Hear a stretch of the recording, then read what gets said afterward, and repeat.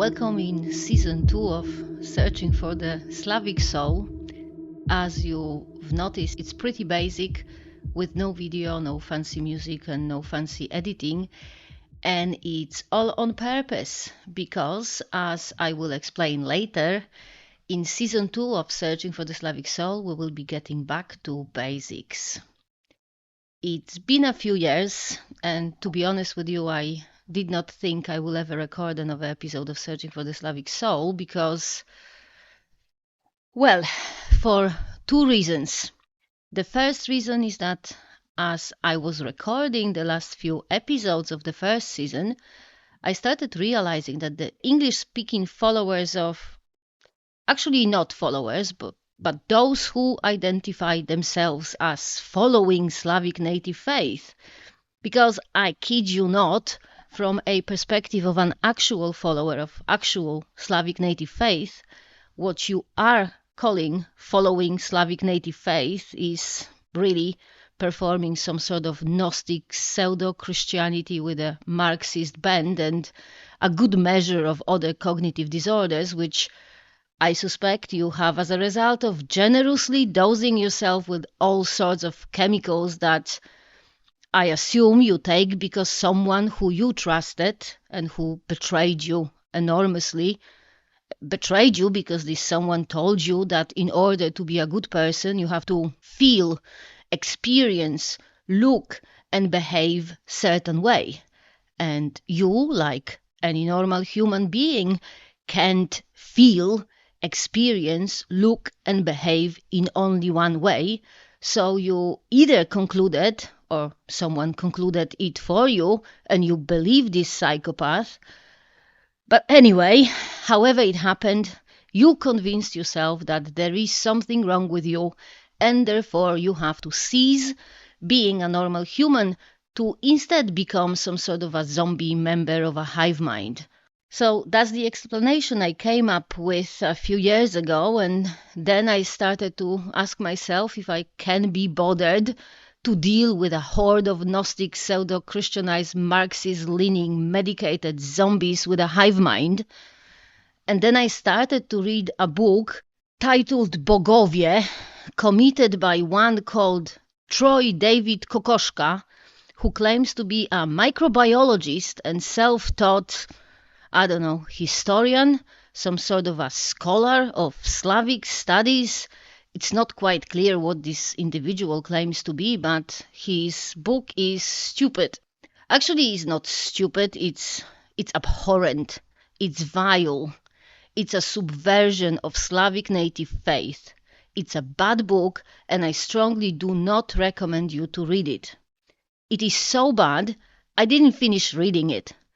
I don't know, maybe one day I will finish it, but I have not finished it so far, and I have no intention to finish it because it just hurts me how bad this book is. The core of the awfulness of the book is that, I don't know how to say it. It starts with a preconception that pre-Christian Slavs, our ancestors, their history, their culture, their beliefs, everything they created, that all of it can be criticized and judged and found lacking. I can even find words. It's wrong on so many levels that I just can't even find words. I mean, the core of Slavic native faith is veneration of ancestors. Veneration of ancestors. Let me repeat. Veneration of ancestors is what Slavic native faith is about. You do not criticize your ancestors. Never, ever, not ever. If your ancestors did something that did not have the intended consequences and resulted in a bad outcome, you take it as a lesson and with the utmost respect tell your ancestors how grateful you are for being able to learn this lesson from them. You learn everything there is to learn about the circumstances of the event. Try to understand everything there is to understand about the events, and then from the bottom of your heart, express deep love and admiration for how your ancestors handled themselves in such difficult time. Express deep gratitude that despite the difficulties, they managed to live long enough to make sure the next generation of your ancestors could come to be, which is the reason why you exist, by the way, and then you share with your ancestors your bread and mead and the warmth of the fire. This is what veneration is. You venerate. You do not criticize. You do not disrespect. You venerate. And most certainly, you do not accuse your ancestors, as the Kokoschka imbecile did, of committing, and I'm quoting here, indefensible actions while trying to survive. What a fucking idiot, this Kokoschka guy. I just can't even.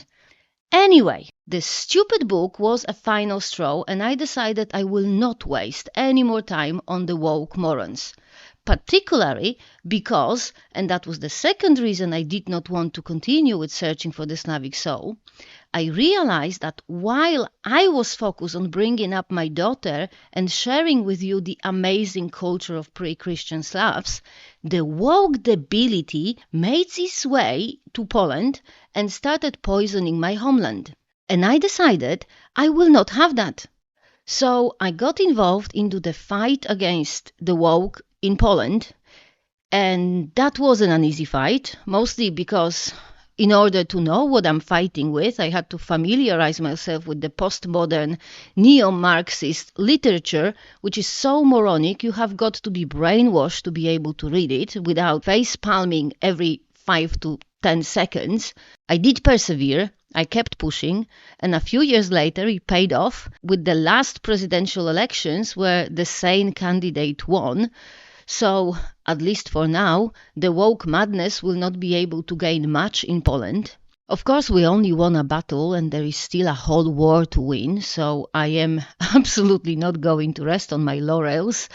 But I can slow down a bit now, and since I have more time, I thought I will have another go at making decent pagans out of you brainwashed, Christianized, neo-Marxist, Gnostic lot of zombies. So, what I decided I will do in the second season of Searching for the Slavic Soul is to take you step by step into Slavic native faith, starting with absolute basics that while I was recording the first season of Searching for the Slavic Soul, I assumed you had these basics. So I assumed you had the basics because the basics is the humanity as it was given to us by gods through the blood of our ancestors, the bodies of our parents, and the spindle of Rodzanice. And now, to be clear, because I am talking to a horde of brainwashed zombies, I am not saying you do not have humanity. You do have humanity because you're humans. What you do not have is contact with your humanity. I don't know who did it to you, when and how it was done to you, but you simply don't have it. So, while I am taking you step by step to Slavic native faith, I will also, hopefully, take you step by step as close as I can to the place where you forgot that you are humans. You will have to figure out how to enter this place and how to get in touch with the humanity you left there, but that's not really my problem. It's your problem, particularly if you want to follow Slavic native faith, which requires you to be in touch with your body, with your blood, with your family, the family that is here in this world, as well as the family that is there in the afterworld. Slavic native faith also requires you to be in touch with other humans, be it members of your community or some strangers on the street. And by being in touch, I do not mean affirming each other's delusions and enabling various mental and behavioral pathologies. By being in touch, I mean building and cultivating deep and meaningful relationships based on trust, honesty, and caring for each other. And again, because you are brainwashed zombies, by caring, I do not mean affirming each other's delusions and enabling various mental and behavioral pathologies. By caring, I mean having the best interest at heart, even if it means potential of causing offense, hurt, or temporary discomfort, which you lot don't seem to be able to handle at all. So, just a fair warning, I will be regularly offending you in the second season of Searching for the Slavic Soul. I will be offending you for two reasons. The first reason is explained in the 22nd episode of the first season of Searching for the Slavic Soul, which I will link in the notes for your convenience because I might be a mean and foul-mouthed hag, but I do sympathize with anyone who wants to find anything on the bloody YouTube or wherever you listen to this podcast. So I will link the episode up and for now just quickly explain that an important part of Slavic culture, and it's a part that's been preserved to this day, hence I said Slavic culture, not Slavic pagan culture. So an important part of Slavic culture is a deep belief that praising tends to attract malevolent demons.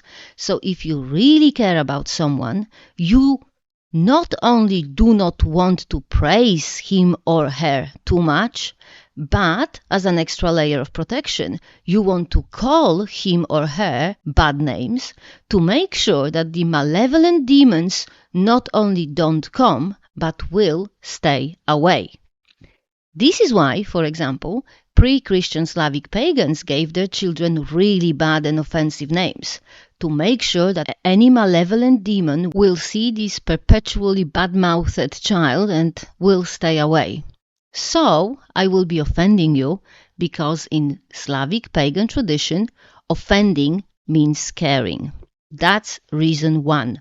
Reason two is that you deserve it and it will be good for you. If you are a mature and reasonable human being, you are fully capable of realizing that the offensive stuff does not apply to you if it doesn't apply to you, and hence you will just move on, perhaps after appreciating my mean vocabulary. If you, however, are a stress-free reared, neo-Marxism-infused, pseudo-Christian Gnostic zombie, you will take what I said personally, and I do want you to.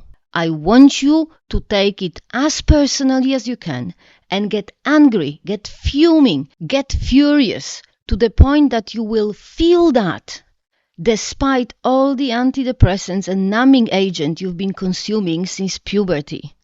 And I want you to realize that feeling is better than numbing, because to feel means to be human. To numb is to be an amoeba or a zombie, such as yourself. And maybe one day you might learn how to handle feelings, and who knows, you might even be able to face a day without psychotropic crutches you've been dosing yourself to forget that you have emotions, like every single human being who has ever walked the earth has. So, my dearest, I will be offending you regularly for your own good. Get used to it, or just don't listen. I don't care either way. I don't make any money on this project, and if you want to know why, listen to episode 3 of the first season of Searching for the Slavic Soul. So, that's my long explanation of why I was done with the podcast and why I finally decided I was not done with the podcast. I also want to mention that ultimately I will be moving Witia project from Squarespace platform to Substack. The reason I will be moving is that I fully expect to be kicked out of Squarespace and likely out of YouTube anytime soon. And since Substack is the only place that does not police speech and has podcast hosting capability, I will be moving there. I will link the Substack address in the notes of this episode so you can start subscribing there, or not subscribing, I don't care. But I fully expect the Squarespace site to be closed by I'm thinking September, October this year. So that's just a fair heads up. Other than that, let's get on with the first step towards becoming a Slavic pagan, which you will not become anytime soon, but if you start now, you might get there in a couple of years. Because one thing you will have to do to become a Slavic pagan is to start to think like a Slavic pagan, which will require you first to start thinking and then to get rid of the Christianized oblivion you stuck in and actually develop a pagan state of mind. One thing I can tell you is that it's going to be so much fun watching you do it. But back to the first step. First step towards Slavic native faith is to reach out to your ancestors so you can start venerating them. And now, one thing you need to know is that your ancestors are trying to be with you all the time, which you would know if you stop complaining about living in the mind-blowing luxuries your ancestors built for you, but you are so accustomed to living in these luxuries that you can't even see how good you have it. And I want to make it clear, I absolutely 100% mean it. Wherever you are, whatever you do, while listening to what I'm saying right now, I can be 100% sure you are enjoying unbelievable luxuries which are unparalleled to anything known to majority of the whole humanity ever in the whole history of humanity. First of all, you are alive. You have no idea how unusual is that. Through vast majority of the history of the whole humanity, only like 50% born humans made it into adulthood. Only 20 to 30% newborns lived longer than a year, and only 10 to 20% newborns lived longer than 5 years old. If you're listening to me, you are most certainly older than 5 years old, so congratulations, human! You made it further than majority of the humans who were ever born. Of course, you do not appreciate it, mostly because you are a brainwashed morons, but also, as I strongly suspect, you are far too deep in your delusions of victimhood to see even the most obvious blessings. But you will see the blessings. Don't worry, just keep listening. So, you are alive, lucky you. You are only alive because your ancestors did not give up on themselves and on their children. And in case you watch too many stupid movies, who am I kidding? Of course you watch too many stupid movies, and now you think that life in the olden times was sweet and peaceful until the bad people came over and ruined everything, colonizing the paradise. You might also think that life in the times of the boomers generation was easy and that you are the first one who ever had it hard in this unfair world where there is so much oppression and inequality that there has got to be a whole industry of intersectional training to find this oppression and inequality and to make it all better and fair. Well, you are stupid and brainwashed, so I can't fully blame you for believing in all these idiocies, but you will have to stop believing in it. You are not a victim. You do not have it hard, and your ancestors, whoever they were not oppressors.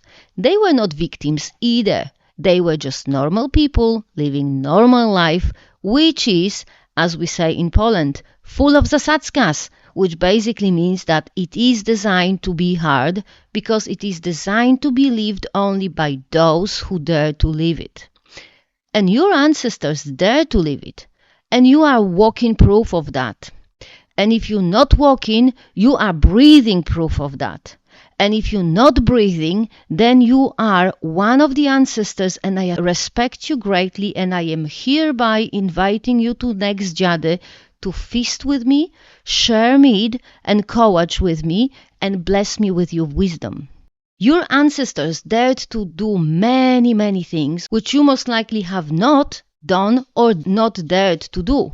They had sex, for example, of which you are a walking and or breathing proof, they also dared to make friends and relationships.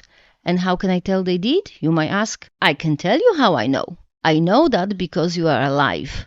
And the only way you are alive is if your ancestors lived long enough to make sure their children make it into adulthood. And the only way they lived that long is by having friends and relationships. There is no other way to stay alive long term if you are a human. Or, let me rephrase, until the last decade or two, there was no other way. Although, actually, you still can't really be a human without friends and relationships. Without friends and relationship, as a human, you can only last as a zombified, brain-dead, sad excuse of a human being. And it is so horrifying that there exist people who are trying to make us believe otherwise. Actually, it's not horrifying, it's abhorrent. Particularly since the people who are trying to make you believe that you can remain fully human without friends and relationships do it only to get more rich than they already are. And let me just stress here, there is nothing wrong with being rich. Every single one of your Slavic pagan ancestors wanted to be rich, but they wanted to be rich to be able to share their wealth with their family, friends, and neighbors. While the abhorrently rich people want to get rich for the sake of getting rich. By the way, getting rich for the sake of getting rich in Slavic native faith is a sign of demonic possession. But we are not talking about demons today, mostly because you are so deep into your Christianized oblivion that you are not ready to talk about demons. We are talking about reaching out to your ancestors. So, you are not a victim. You do not have it hard. Anything you have ever experienced and in your stupidity called suffering or distress or unimaginable pain, your ancestors had it worse and many times over worse. Your ancestors, for example, as far as 3 to 4 generations ago, routinely lost children because without plumbing, food hygiene, building codes and other safety regulation, without all the luxuries that you, in your moronic blindness, don't even notice, without all these blessings created by your ancestors, the mortality was so high, particularly in childhood. Your ancestors gave you not only your life, but all the luxuries too. They might not have been the ones to build roads or install plumbing, but they did build the world in which building roads and installing plumbing was possible. Some of them might have grown food which allowed builders and plumbers to sustain themselves. Some of them might have built buildings in which plumbers or builders were trained or housed, or in which the plans for roads or plumbing were drawn. Some of them might have taught future plumbers or builders, be it in primary school or nursery even, and some might have mined or processed or produced materials necessary for building roads or installing plumbing. Your ancestors lived in an interconnected network of humans who helped each other, even if they did not know each other or even if they lived in a completely different country or continent. You live in such network. You might be a parasite on this network, but you still are a part of the network. And everything you and every living human being have is due to the efforts of yours and theirs ancestors. And this is why you need to venerate your ancestors, because you owe them more than you will ever be able to repay. And I don't care if your grandfather or grand-grandfather wasn't a very nice person and did despicable things that I will not mention because I can't be bothered to deal with the ridiculous censorship on this platform. It does not matter how many despicable things your ancestors did. Firstly, and this one you will likely understand since I bet you have the psychobabble therapy speech down to a T, so you know not to judge, right? You do not know what made your ancestors the way they were. You have not walked in their shoes. You do not know what they were going through. So don't judge them. They did their best, and your job as a Slavic pagan is to be grateful and venerate them. So, your homework is to start venerating your ancestors. And this is how I want you to start.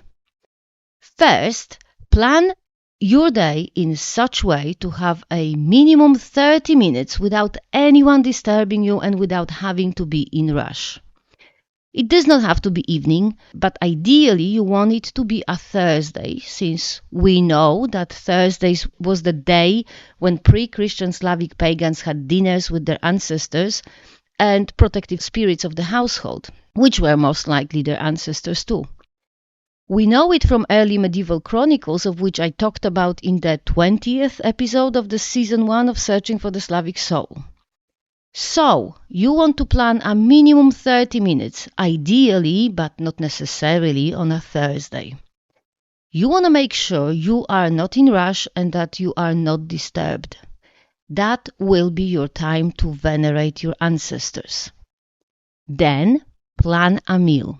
You want it to be simple, but good quality meal. You do not want a lot of processed food. If possible, try to make everything from fresh or as much as you can from fresh. If you know one or more of your ancestors' food preferences, go for what they liked. You also want some good quality drink.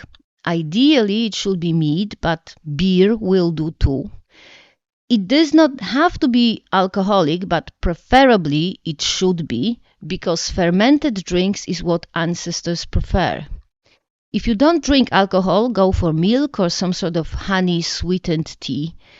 It really should not be just water, and it 100% can be a fizzy drink. Unless, of course, you know for sure one of your ancestors liked a particular fizzy drink. But still, it's best if you have alcohol-based drink or milk or honey-sweetened drink for the other ancestors that you might not know about. Then you will have to hide all the sharp items. All the knives, needles, scissors, everything has to be hidden because you do not want your ancestors to hurt themselves. You will be having a meal, so if your meal needs to be cut, you cut it first, then you put away the knife. You also put away the forks because they are sharp. You will be eating either with your hands or with a spoon. If possible, set up table with extra seats. But if you do not have a table, make sure there is space around to sit and that food is placed on a plate or plates to share. Then you need to take a shower in order to wash off yourself all the regular stuff and make sure your ancestors feel respected by you being refreshed when they come to visit you. After you shower, you need to dress in clean clothes because you are going to have an important dinner and you need to be presentable. When you're washing yourself and getting dressed, try to think about your ancestors. There is no special spells or rituals to let them know you are inviting them. They are around the whole time. They are seeking you out. You just need to welcome them to come. And then, once you are refreshed and dressed, sit down for the meal and invite your ancestors to join you. Talk to them. Tell them how grateful you are that they gave you your amazing body that is alive and serves you as well as it can. Ask them how are they doing. Tell them what's up with you. If it's the first time ever you spoke to them, apologize for not inviting them for a dinner before. Tell them you were ungrateful and stupid, but you will not be anymore because now you know how much you owe them. Tell them how the other members of the family are doing. Remember, they are the sons and daughters or sisters and brothers or wives or grandchildren. Start building a relationship with your ancestors, making sure you are being respectful and everything you do is venerating them. If you know for sure your ancestors did something that seems dreadful to you, Either don't talk about it or do your fucking best to be as understanding, as non-judgmental as your stupid therapy culture taught you to be. If you know they did something that had a bad outcome, tell them how grateful you are for them being so brave and taking such risk, so now you can learn on their mistakes instead of making one yourself. Thank them for the lesson and admire their strength. Venerate them because you owe them everything. They might talk to you or then might not. They might need to think about it. They might get back to you later in your dreams or in some thought that will randomly pop in your head. But they will get back to you and do their best to help you out, to protect you and guide you on your path. All you need to do is to keep talking to them and keep the relationship going. If possible, try to have a dinner with your ancestors at least once a week. If you're going through some difficult time, which given how spoiled you are, is literally every day and is just killing you, get some extra dinners in. And remember, these dinners are not for you to moan and complain, but for your ancestors to be venerated and respectfully asked for help and advice. And they will give you help and advice. You just need to make space for them to come. And that is all I want you to do until the next episode. We are taking first steps. So there will not be any gods, prayers, rituals, fires, żercas or anything else. We are starting with the basic one-to-one ancestral veneration. That's it. Do not do anything else. I will try my best to get out one episode a month, but I cannot promise that. Remember to follow the link to a Substack so you don't miss the episodes when I close the Squarespace site or when they kick me off the YouTube. Focus on venerating ancestors and who knows, we might even make a pagan out of you. And for now, see you in the next episode. Sława!